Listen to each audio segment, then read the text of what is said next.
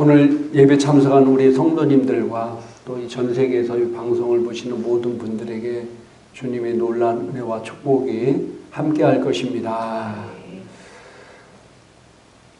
신앙은 아는 것과 또 행하는 것의 일치입니다. 뭐라고요? 신앙은 아는 것과 행하는 것의 일치. 이게 신앙인 것입니다. 그래서 아는 것이 중요하다고 우리가 잘 아는 호세아 4장 6절에 같이 한번 읽겠습니다. 내 백성이 지식이 없으므로 망하는도다. 아는 것도 굉장히 중요합니다. 모르기 때문에 속고요. 모르기 때문에 넘어지고 모르기 때문에 어려움을 당합니다. 그래서 내 백성이 지식이 없어서 망한다. 그래서 말씀을 아는 것이 너무나 중요합니다. 그리스도 안에서 네가 어떤 정체성을 가지고 있고 네가 어떻게 살아야 되는지, 네가 어떤 존재인지, 네가 하나님 앞에 얼마나 귀한 존재인지를 아는 것은 너무나 중요합니다. 그걸 아는 사람은 자신 있게 살 수가 있습니다. 근데 아는 것으로만 끝나는 것이 아니라 더 중요한 것이 야고보서 2장 26절에 뭐라고 말씀하고 있습니까? 영혼 없는 몸이 죽음과 같이 행함이 없는 믿음은 죽은 것이니라. 아는 것으로 끝내는 것이 아니라 뭐 해야 된다고요? 행해야 된다. 행하지 아니하면은 그 믿음은 죽은 것이다.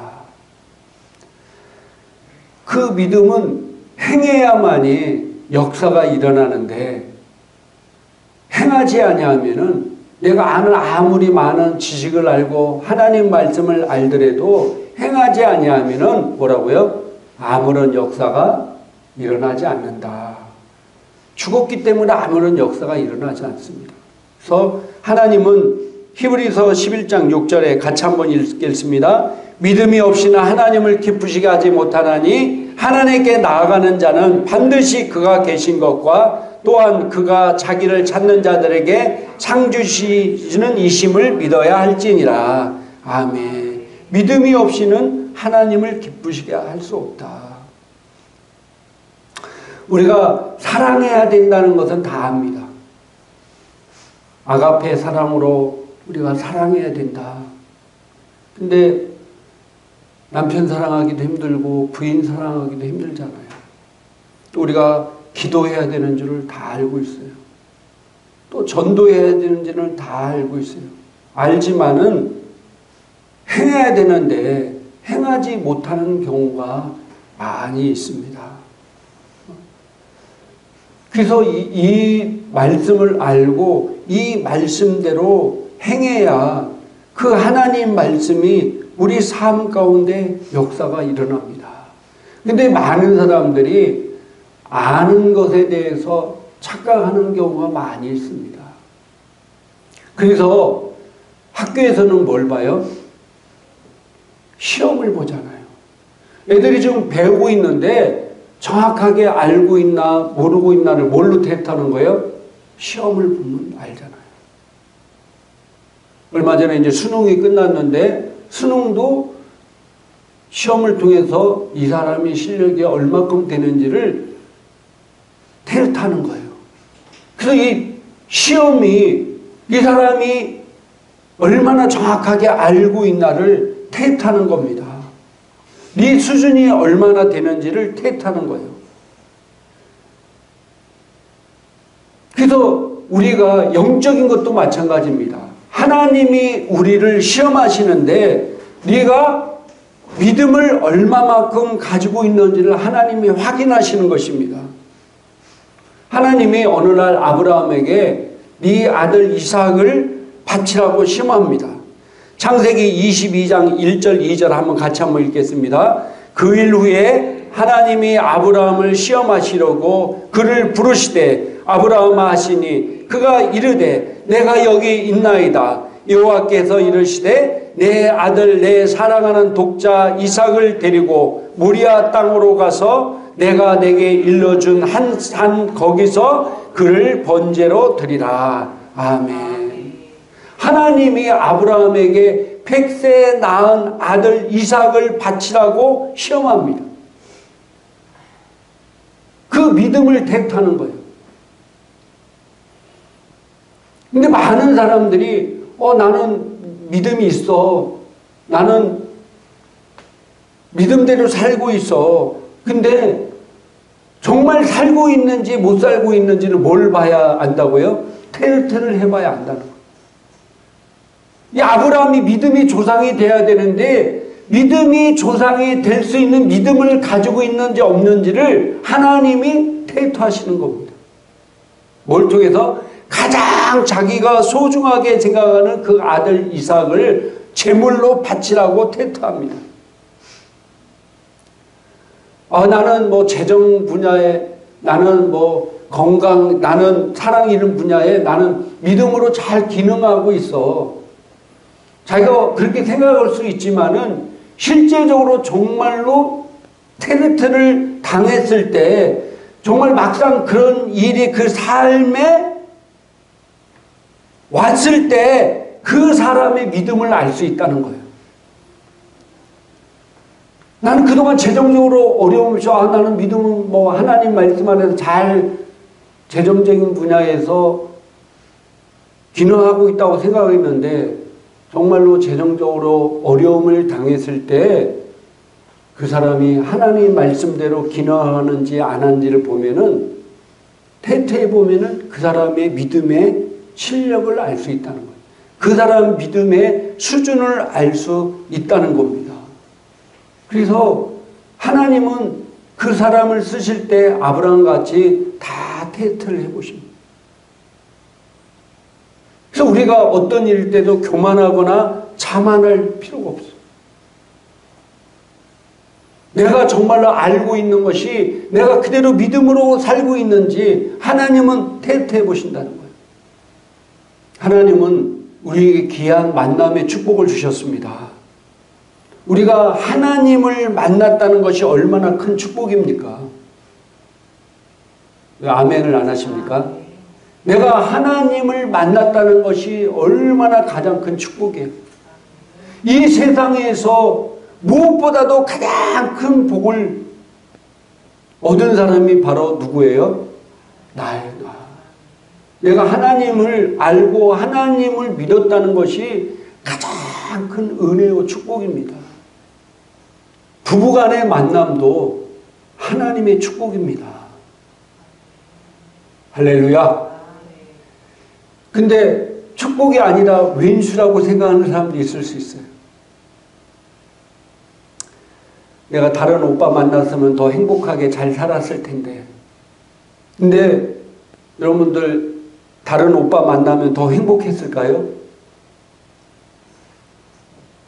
사실 제가 알고 있는 목사님이 가정사역 하시는데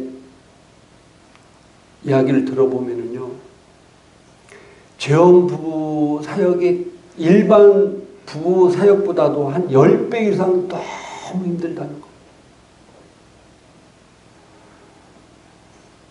제가 우리나라 통계를 보니까요, 재혼 부부 이혼율이 75%나 돼요. 뭐라고요? 재혼한 사람이 다시 헤어지는 경우가 이혼율이 75%래요. 엄청난 겁니다, 이게. 여러분, 한 번 이혼했고 그 상처를 받고 아픔을 냈기 때문에 그 사람들이 결혼할 때 얼마나 신중하게 생각하고 얼마나 나름대로 고민을 많이 하고 이것저것 재보고 다 했을 거 아니에요. 한 번 경험해 봤으니까. 처음 올 때는 사랑에 눈물어서 막 했다고 하지만은 이제 살아봐서 알잖아요. 남자란 인간이 어떤 인간인지 여자란 인간이 어떤지를 다 해왔기 때문에 서로 잴 걸 다 재고해서 다시 재혼했는데 그 사람 이혼율이 75%가 넘는다는 거예요. 그 사람들이 한결같은 특징이 내가 이럴 줄 알았으면 이혼하지 말걸. 이럴 줄 알았으면 재혼하지 말걸. 100이면 100명이 다 그렇게 얘기한대. 뭐라고요? 이럴 줄 알았으면 내가 이혼하지 말걸. 이럴 줄 알았으면 내가 재혼하지 말걸.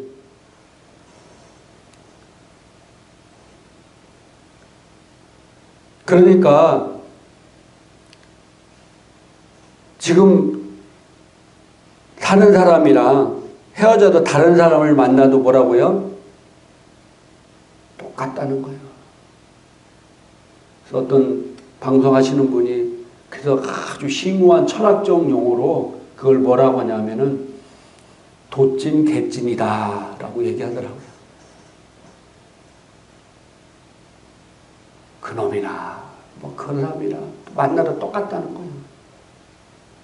왜 그러냐면은요, 하나님이 당신에게 짝지어줄 때 어떤 사람을 만나게 했을까요? 왼수를 만나게 했겠어요? 최고의 좋은 사람을 만나게 한 거예요. 근데 하나님은요, 그 사람을 짝지어줬을 때 하나님은 당신의 최고의 치유자로 그 남편과 그 부인을 만나게 했다는 거예요. 뭐라고요? 나의 치유자로 그 사람을 만나게 한 거예요. 이게 임하고 상담의 가장 기초 원리입니다. 하나님이 그 사람을 짝줬을 때 나의 치유자로 그 사람이 가장 적합하기 때문에 그 부인, 그 남편을 만나게 해줬다는 거예요. 그런데 내가 어렸을 때 받은 이 상처, 내가 어렸을 때 받은 이 원한, 이 고통, 이 문제를 드러내야 치유할 수 있잖아요. 여러분, 병원에서 제일 고통스러울 때가 언제인 줄 아세요? 몸은 아파 죽겠는데 병원 가니까 뭐라고 해요? 왜 아픈지 원인을 모르는데. 그런 사람 요즘 엄청나게 많아요. 몸이 너무 아픈데 병원 가서 뭐 CT 찍어보고 MRI 다 찍어봐도 왜 그런지를 모르겠대. 몸은 아파 죽겠는데 왜 그런지를 모르니까 치유가 안 되는 거예요. 아니 뭐가 아픈지를 알아야 의사들도 치유할 거 아니에요. 근데 환자는 몸이 아파 죽겠는데 아무리 첨단 의학으로 아무리 이것저것 다 검사해도 원인을 알 수 없는 거예요. 그러니까 나중에 주변 사람이 오해해. 뭐라고요? 꾀병이라고 오해를 해. 꾀병이라고.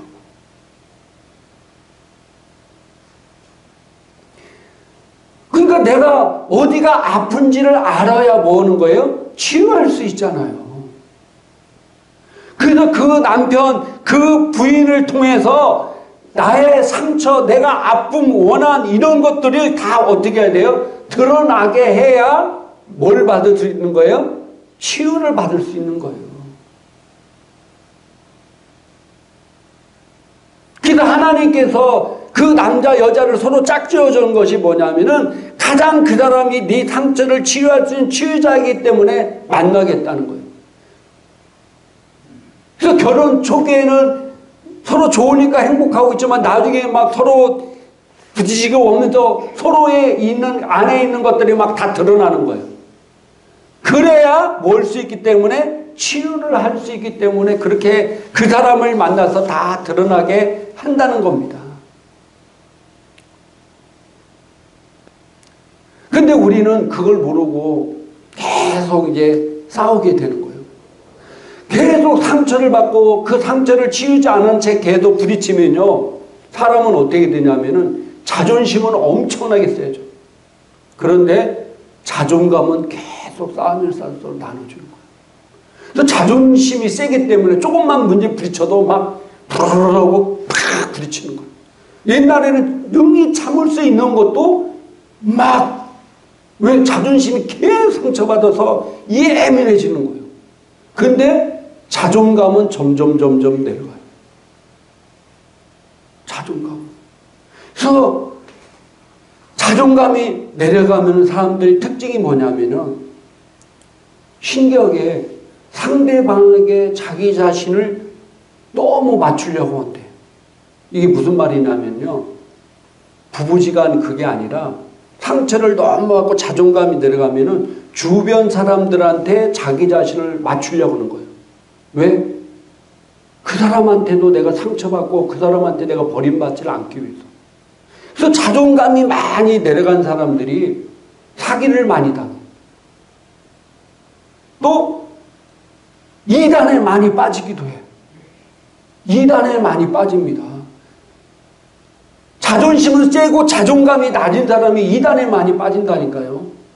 그리고 자존감이 많은 사람들이 특징 중에 다른 사람이 이용을 또 많이 당해. 이용을. 왜? 내가 끊고 아닌 건 다 끊어야 되는데 자존감이 너무 낮기 때문에 이 사람한테도 내가 버림받고 이 사람한테 내가 인정받지 못한 그런 걸 하려고 최대한 상대하고 맞춰주기 때문에 그렇다는 거예요. 또 두 번째로 자신을 사랑받을 수 없는 존재로 느끼는 것. 자존감이 떨어지면 나는 사랑받을 수 없는 존재. 나는 사랑 못 받아. 그리고 나는 할 수가 없어. 모든 일에 자신감이 없어져. 일을 하고 싶은 마음이 없어져. 자존감이 떨어지면 아무것도 하기 싫어. 그리고 세 번째로 다른 사람과 끊임없이 나를 비교하고 그리고 나를 자꾸 깎아내려가. 친구를 만나면 얘는 이렇게 사는데 나는 이게 뭘까? 나는 아무것도 아닌가 보다. 그리고 자기 자신을 자꾸 깎아내려요. 그리고 네 번째는 자존감이 낮은 사람 특징이 스트레스에 완전히 취약하다. 조금만 스트레스 받아도요. 영향을 금방금방 오는 거예요.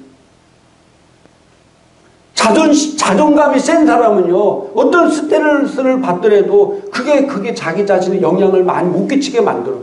근데 자존감이 없는 사람은 자꾸 스트레스에 굉장히 금방 영향을 받는다는 거예요.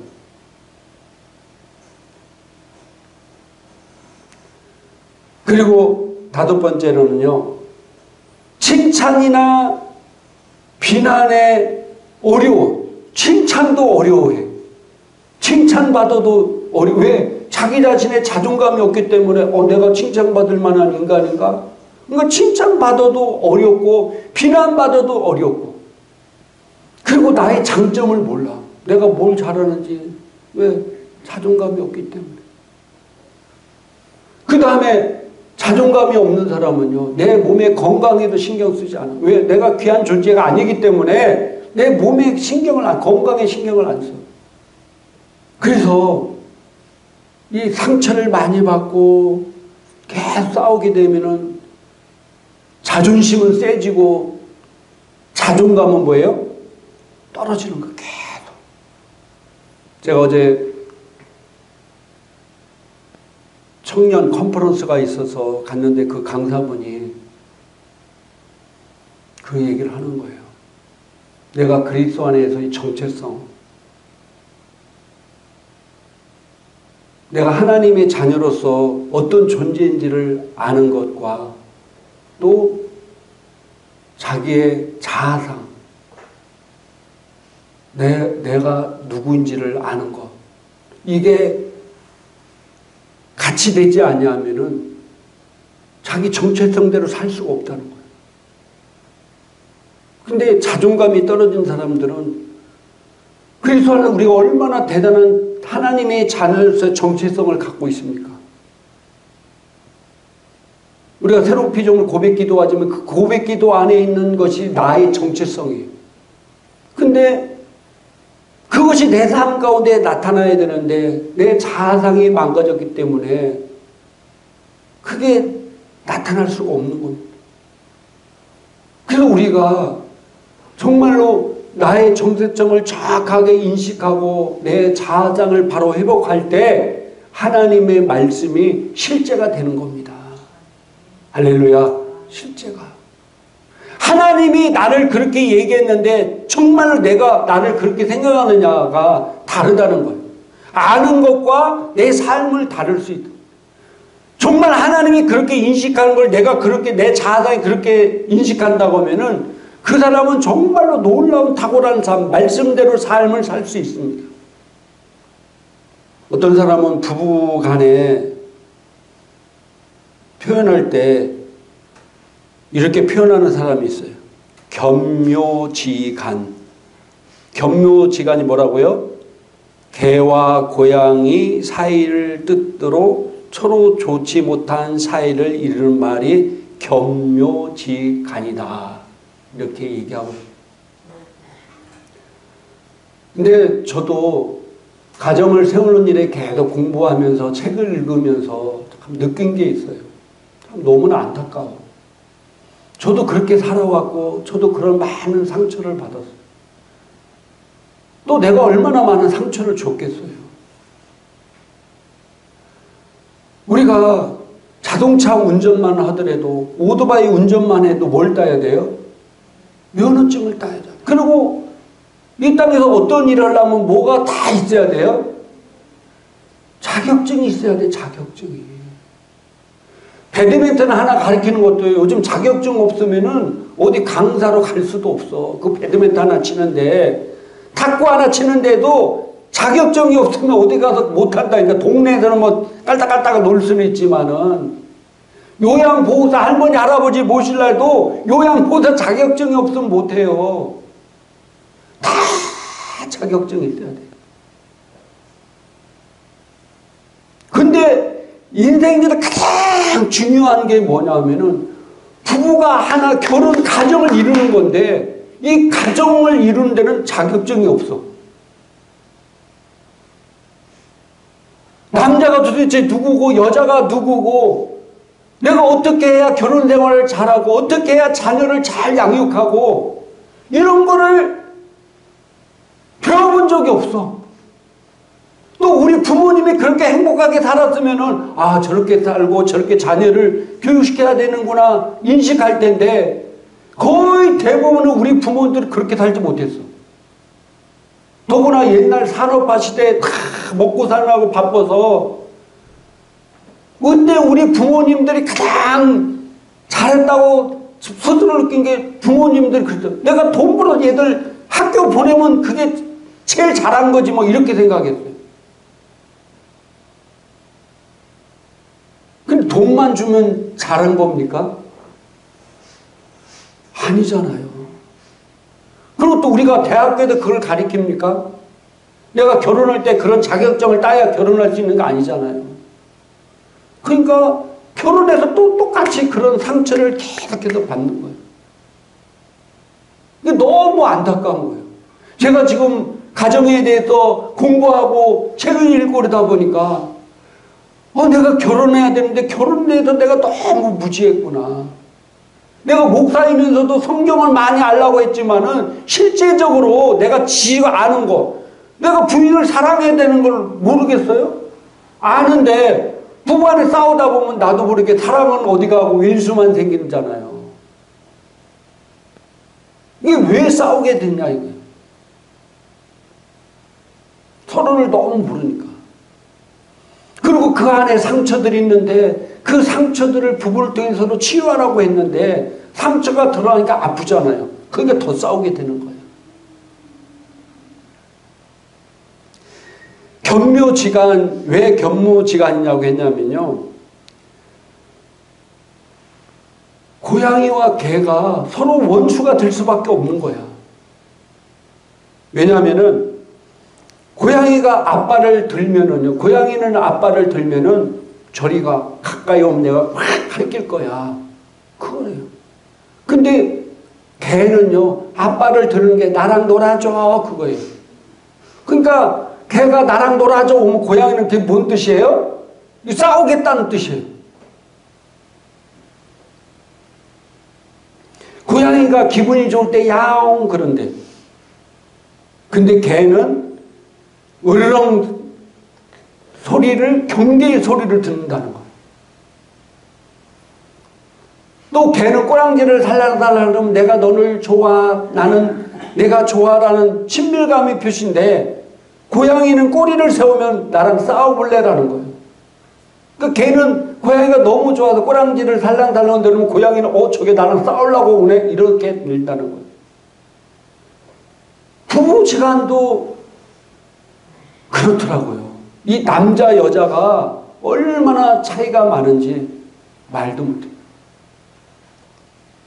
남자가 쓰는 표현, 여자가 쓰는 표현이 다른 거예요. 어떤 사람은요, 부부간에 차를 운전으로 가다가 그가 차 안에서 엄청나게 싸우는 부부가 의외로 굉장히 많더라고. 아닌 사람도 있겠지만은, 남자가 차를 막 운전하는데 내비게이션 들고 가잖아요. 그러면 좀 실수하면은 부인이 일로 가야지, 왜 일로 가는 거야? 그러면은 남자는 엄청나게 기분이 나쁘다는 거야. 근데 여자가 생각할 때, 나는 틀린 길로 가니까 바른 길을 가리키는데 왜 지가 기분 나빠? 근데 남자는 그 소리를 들을 때 자기 자존심이 상하는 거야. 내가 알아도 잘 가는데 네가 그 좀 뭐 약간 잘못된 길로 갈 텐데 왜 네가 나를 무시하고 그런 얘기를 하냐 이거. 그러니까 여자는 이해를 못하는 거야. 또 제가 알고 있는 목사님은 그 얘기하더라고요. 여자가 남편이 들어갈 때 여보 오늘은 반찬이 별로 없네요. 이 소리가 무슨 소리예요? 여자분들은 아시죠? 외식하자는 소리라는 거야. 근데 남자는 여보 오늘 반찬이 별로 없네요. 그러면 남자는 그냥 대충 먹으면 되지 뭘. 멸치에다 고추장을 찍어서 먹으면 되지. 그러니까 그 분위기 있다는 거. 화가 나가 진짜 멸치에다 고추장만 줬다는 거야. 그 남편은 그걸 또 맛있게 먹더라는 거야. 그래서 여자가 속으로 아이씨 눈치 없긴 진짜 고치가 없다고 그랬다는 거예요. 근데 남자는 그래. 아니 그러면 말할 때 외식하자고 얘기하면 외식할 텐데 왜 반찬이 없네요? 반찬이 없으면 없는데 있는 대로 먹으면 되지. 이렇게 생각한다는 거예요. 이게 남자가 여자가 이렇게 차이가 틀린 거예요. 남자들은 그렇게 얘기해요. 말해야 알지. 그럼 여자들은 뭐라고 얘기해요? 꼭 말해야 알아? 코치가 아주 빵점이야. 이런다는 거예요. 이렇게 서로가 막 틀려요.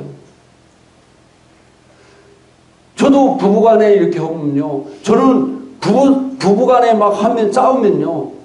저는 피해. 이게 남자, 여자 바뀔 수도 있지만 저는 피해버려. 왜? 거기서 봤자 있으면 더 싸우게 되잖아요. 지금 서로가 남자도 화가 나 있고 여자 싸우는데 그리고 또 싸우면은 자기 얘기만 하잖아. 내가 울고 그러니까 계속 더 싸우게 되는 거야. 그러면 남자는 자리를 피해. 아니면 여자가 피해야 되는데 피해. 이게 성격이 바뀔 수 있어요. 그러면은요. 상대방은 여자는 뭐라고 생각하냐면 나를 무시한다고 생각해.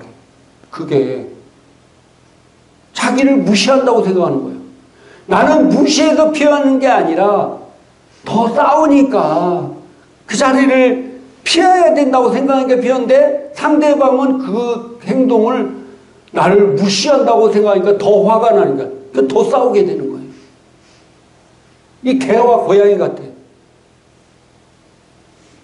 그러니까 남자, 여자가 이런 서로의 언어를 알고 서로의 표현을 알고 또 내 자녀를 어떻게 교육시킨가를 서로 알고 해야 그래도 부부가 서로 문제 들고 싸울 수 있잖아요. 이 땅에서 우리가 영원히 안 싸우고 살 사람 어디 있겠어요? 근데 그런 사람 진짜 있대. 어떤 사람이 부부가 안 싸우는 사람이 있는데 첫째는요. 둘 중에 하나가 완전히 포기한 사람. 그럼 안 싸운대. 완전히 포기해버렸어. 그럼 싸울 일이 없다. 누가 뭐라고 하든 간에 아니 인간 취급다는 포기해버려서 그럼 안 싸운대. 그러지 않으면 두 번째로는 아가페의 사랑이 충만해가지고 자기가 믿음으로 그냥 다 받아들이고 사는 거예요. 그러면 안 싸운대요. 근데 그럴 수가 없잖아요. 이게 여러분이 또 알아야 되고 여러분 자녀 지금 결혼한 자녀도 있고 결혼할 자녀들 있잖아요. 이런 걸 하나하나 잘 얘기를 해줘야 돼. 모르기 때문에. 그래서 이렇게 그렇게 남자, 여자의 표현 방법도 얘기하는 방법도 다 틀려요. 우리가 그런 것들을 이해하고 알고 그러면서 하나님의 사랑으로 사랑해가면서 서로 용납하면서 그러면서 하나하나 바뀌면서 하나님의 사랑으로 그런다고 해서 뭐 영원히 안 싸우는 건 아니지만은 그래도 점점 좋아지잖아요. 점점 좋아져. 뭐 이걸 모르니까 나는 반갑다고 꼬랑지를 살살살 흐르고 왔는데 고양이는 저게 나한테 공격하려고 오네. 그러니까 확 싸우게 되잖아요. 하나님이 우리를 왼수로 짝주어졌겠냐 이거예요. 상대방을 통해서 내 안에 있는 상처, 아픔, 맺힌 것들을 그것들을 발견하고 치유받아서 하나님의 자녀로서 주시는 축복을 누리며 살아라. 할렐루야. 축복을 누리며 살아라. 그러기 위해서는 우리가 말씀도 알아야 되고 사람에 대한 이해도 있어요. 사람에 대한 이해. 남자들은요, 자기가 대체적으로 잘 한다고 생각해.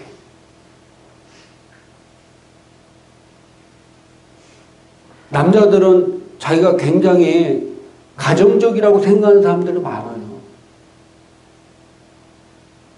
저도 제가 굉장히 가정적이라고 생각해요. 근데 우리 집사람은 아니라고 생각할 가능성이 굉장히 커. 근데 남자들은 그 내가 잘하고 있다는 기준을 어디에 두느냐면요. 제가 책에서 보니까 자기 아버지를 기준으로 둔대. 우리 아버지 세대는 어떻게 했습니까? 우리 아버지가 마트에 같이 간 적도 없어. 그잖아요. 담배도 집안에도 폈어. 그럼 뭐 여자에게 막 명령하고 막 그러고 살았어. 근데 나는 지금 마트에 가도 부인 시장 바구니도 들어줘. 담배 피는 사람 나가서 그냥 추운 날 뻑뻑 피고 와. 그리고 애들이랑 좀 놀아줘. 그러니까 자기는 어떻게 생각하는 거야? 나는 굉장히 지금 가정적이라고 생각하는 거야. 누구보다? 자기 아버지보다도 그러니까 자기는 엄청나게 가정적이라고 생각해. 근데 여자들은 기준이 어디에 있느냐?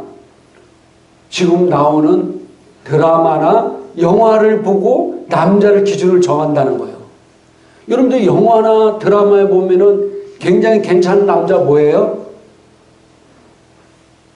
정말 여자잖아요.